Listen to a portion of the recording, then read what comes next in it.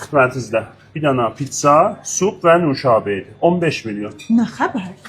Bura restoran ticarət cahanıdır. Keyfiyyətlərimiz yuxarı olur. Keyfiyyət alidir bəli. Yuxarıda məbləğləri. Yox, qiymətimiz yaxşıdır. Xidmətinizdə. Mən təşəkkür. Bəli. Mən qəzam neçə oldu? Sizin gəzəz bir kubidədir, bir nuşabə, bir salat. 14 milyon. Neçə? 14 milyon. Tuma. Yox, şalbaş. Xaviyə yeməmişəm ki, kubidədir. Bəli də kubidə olur 13 milyon və müxəlləfatı 1 milyon.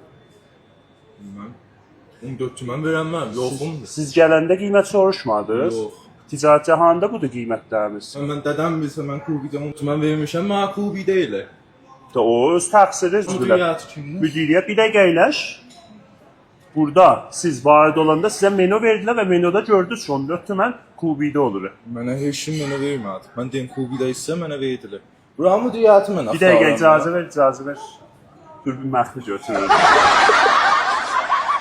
Ticarəti cahanda həm keyfiyyətimiz yaxşıdır, həm qiymətlərimiz aşağıdır. Keyfiyyət alidir. Qiymətlərimiz də aşağıdır. Düşüncən eləyəsiz.